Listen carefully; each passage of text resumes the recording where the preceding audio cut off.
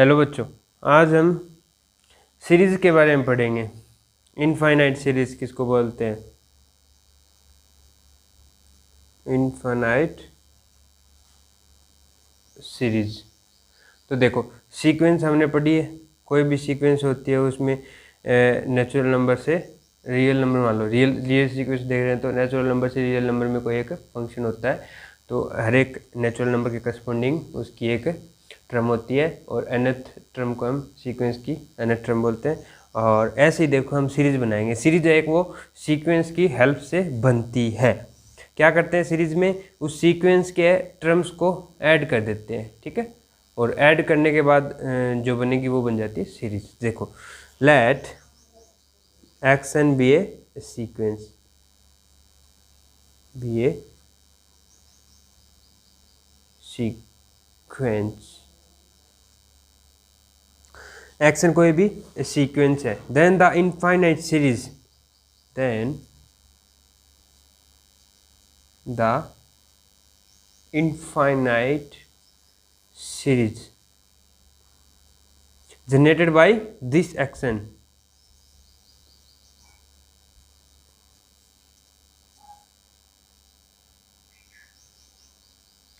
Is, ये भी एक सीक्वेंस ही होती है, इज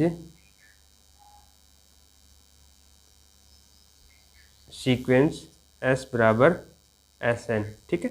मतलब ये एस एन का मतलब होता है उसकी nth टर्म का सम, जहाँ पे S1 आएगा x1, S2 आएगा x1 प्लस x2, S3 बराबर x1 plus x2 plus x3, ठीक है।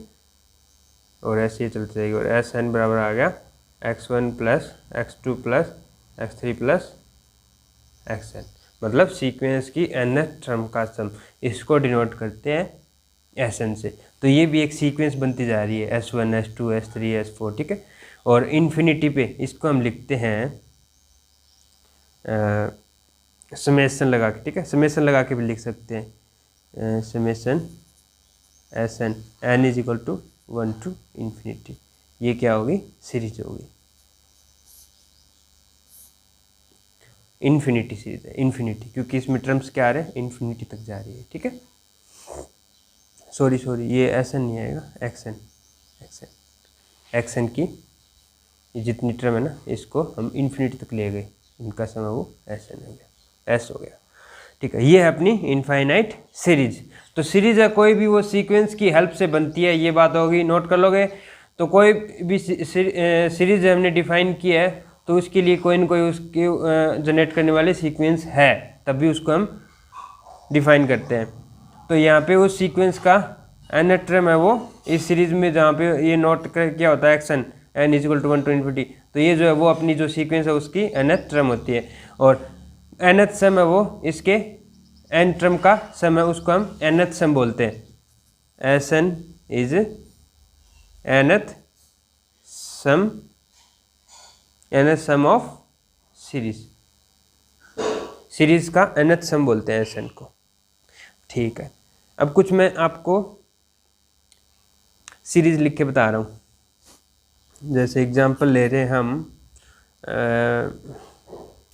जैसे आपने गुणोत्तर श्रेणी ज्योमेट्रिक सीरीज पढ़ी है ना,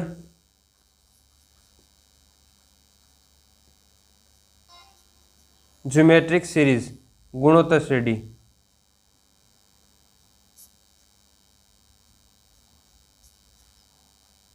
तो उसमें क्या होता है? टर्म्स आते हैं 1 प्लस 1 बाई आर ले लो या फिर आर ले लो, ठीक है। आर स्क्वायर, आर क्यूब चलता जाएगा, ठीक है। ये अपनी गुणोत्तर श्रेणी है कोई, इसको एस नाम दे दिया। इसको दूसरे नोटेशन में क्या लिख सकते हैं? आर की वैल्यू n, और n इज इक्वल टू 0 से इन्फिनिटी, क्योंकि आर की वैल्यू 0 मतलब 1, आर की वैल्यू 1 मतलब आर की 2 वैल्यू 2, ठीक है। तो ये वाली इसकी। तो कोई भी सीरीज है उसका सम हमें निकालना होता है यदि वो कन्वर्ज करती है। अगर कन्वर्ज नहीं करती तो उसका सम क्या हुआ? इन्फिनिटी भाई। तो कोई भी अब हम कन्वर्जेंस की बात करते हैं, कोई भी सीक्वेंस है वो कन्वर्ज कब करती है, और अगर वो कन्वर्ज करती है तब हम फिर उसके सम की बात करेंगे कि उस कन्वर्ज करेगी तो उसका सम क्या है, उसका योग क्या है उस सीरीज का।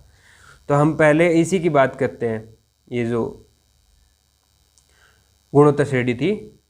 तो गुणोत्तर श्रेणी का सम आपको पता है ना, 1 minus R N divide by 1 minus R when R is less than 1। R की वैल्यू अगर लेस देन 1 है तब हम उसको इससे डिनोट करते हैं। ए की वैल्यू यहाँ पे 1 है, वरना ए से मल्टीप्लाई कर देते हैं इसको, ठीक है। ए की वैल्यू यहाँ पे 1 है, ठीक है। तो अपना क्या हो गया, ये अपनी पीछे जो सीरीज लिखी है ये वाली इसका सम है ये। तो गुणोत्तर श्रेणी वहाँ पे हमने बचपन में ये पढ़ा है, टेंथ क्लास में आती है, 11th क्लास में आती है कि वहाँ पे अपने को ये कन्वर्ज होती है, ये वहाँ पे प्रूव करने की जरूरत नहीं है क्योंकि ये स्पेशली बना रखी है सीरीज़ को। लेकिन हमारे पास ऐसे बहुत सारे एग्जाम्पल होंगे जिनके बारे में डायरेक्ट हम नहीं बोल सकते, हमें कुछ रिजल्ट यूज़ करने पड़ेंगे उनके कन्वर्जेंस को दिखाने के लिए, ठीक है बच्चों।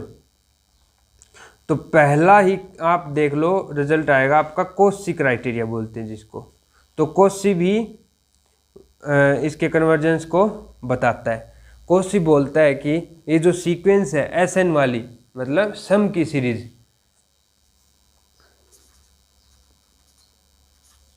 कोशी रिजल्ट, कोशी क्राइटेरिया लिख लो, ठीक है, कोशी कन्वर्जेंस क्राइटेरिया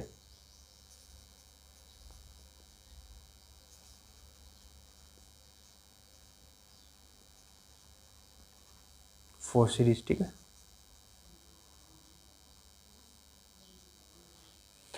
कोई भी सीरीज है, लेट एस बराबर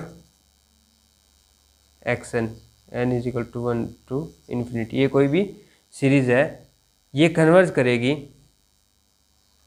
is convergent if and only if it is Cauchy, it is Cauchy sequence. अब कोशी सीक्वेंस की क्या डेफिनेशन है, कोशी सीक्वेंस क्या बोलती है, for given epsilon, for given epsilon greater than 0 there exist a natural number k such that Sn minus Sm is less than epsilon for all Mn greater than equal to k। यहाँ पे Sm और Sn है वो मैं इसके nth सम और mth सम को define बोला है, ठीक है। Sn बराबर क्या होगा, summation xi i is equal to 1 to n, ठीक है, nth टर्म का सम है। Sm क्या होगा, summation xi i is equal to 1 to n, ठीक है। अब देखो, अगर मैं मान के चलूँ यहाँ पे ये दोनों डिफरेंट होंगे ना, m बड़ा है मान लो, ठीक है, m is bigger than n और ये बड़े हैं k से, ठीक है। तो अब देखो यहाँ पे टर्म्स देखो, Sm में क्या आएंगी, Sm में आएंगी x1 x2 और चलती जाएगी और xn, क्योंकि n पहले आ जाएगा ना, और xn प्लस 1 और xm तक चलेगी। और Sn में क्या आएगी, x1 x2 और चलेगी और xn तक आएगी। ये बात समझ में आ गई ना इतनी, बिल्कुल लीजिए। तो देखो हमें क्या चाहिए, Sn माइनस Sm या फिर Sm माइनस Sn, मोड लगाए ना, कोई दिक्कत नहीं है। तो इनका डिफरेंस देखो, Sm माइनस Sn, तो इसमें से ये सब्ट्रैक्ट करेंगे तो ये टर्म तो जाएंगे कैंसिल हो, तो बचेगा क्या, xn प्लस 1 xn प्लस 2 और डॉट डॉट डॉट xn। हमें क्या करना है, इसका मोड लेना है, is less than epsilon for all m n greater than equal to k।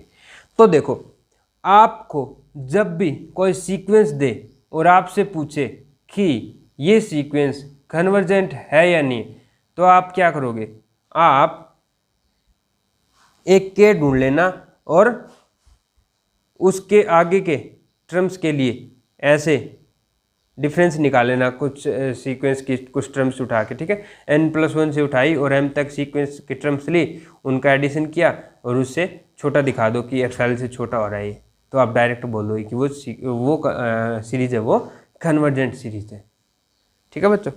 तो ये था कॉची क्राइटेरिया फॉर कन्वर्जेंस, कोई भी सीरीज है वो कन्वर्ज कब करेगी।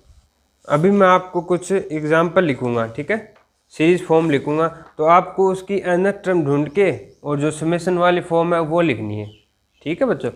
तो देखो मैं सीरीज लिख रहा हूँ s is equal to 1 + 3 + 5 + 7 + 9 plus dot dot dot चल रहा है, ठीक है, ऐसे चलती जा रही है। तो ये अपनी सीरीज है। आपको क्या करना है, इसकी nth टर्म ढूंढ के और आपको समेशन फॉर्म में लिखना है xn, ठीक है, ये आपका काम है, ठीक है। n is equal to 1 to ∞, आपको xn ढूंढ के बताना है। तो देखो इस सीरीज में क्या हो रहा है, x1 is equal to 1, x2 is equal to 3, x3 is equal to 5, x4 is equal to 7। n की वैल्यू 1 की वैल्यू 2 की वैल्यू 3 पे वैल्यू 5 आ रही है, मतलब 2 से मल्टीप्लाई करके 1 ऐड करो, मतलब क्या है ये 2n+1 करो। तो देखो n की वैल्यू 1 रखना, सॉरी 0 रखोगे तब जाके 1 आएगी, तो ये -1 कर दो, ठीक है, 2n - 1। n is equal to 1 रखना, n इज इक्वल टू 1 मतलब 1 रखे हो तो 2 - 1 1 आ गया, 2 रखो 4 - 1 कितना हो गया 3, 3 रखो 6 - 1 5, 4 रखो 8 - 1 7। तो अपना एक्शन क्या है, ये एक्शन। तो ये सीरीज को हम लिख सकते हैं 2n - 1 n is equal to 1 to ∞, ठीक है बच्चों, आ गया समझे।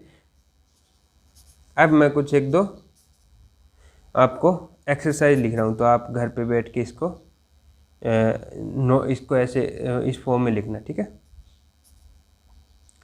s is equal to 2 + 4 + 6 plus चलती जा रही है, इवन टर्म्स की सीरीज है ये, और s इज इक्वल टू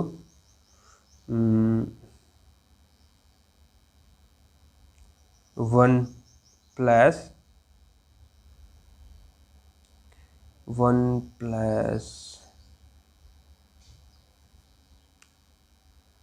3/1 हो गया, plus 5/3 plus 7/5 plus 9/7 plus 11/9 plus total चलते जा रही है, ठीक है। ये कोई सीरीज है, तो इसका आपको सम लिखना है, nth टर्म लिखनी है इस टाइप से। तीसरी ले लो,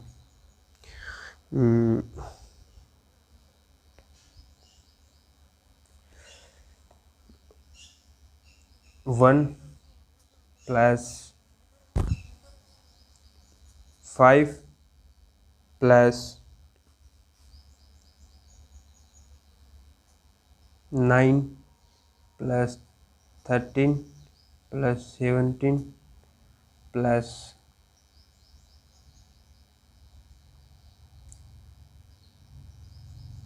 21, 4 का डिफरेंस है, ध्यान दे लेना, ठीक है। तो इस सीरीज को आप समेशन फॉर्म में लिखोगे, ठीक है। अभी के लिए 3 एग्जाम्पल करना, ठीक है। और जो बच्चा वीडियो देख रहा है उसको ये सीरीज तीनों के एक्शन जो होगी, एक्शन ये वाली एक्शन, उसको आप कमेंट करोगे, ठीक है। ठीक है, आज के लिए इतना ही काफ़ी है।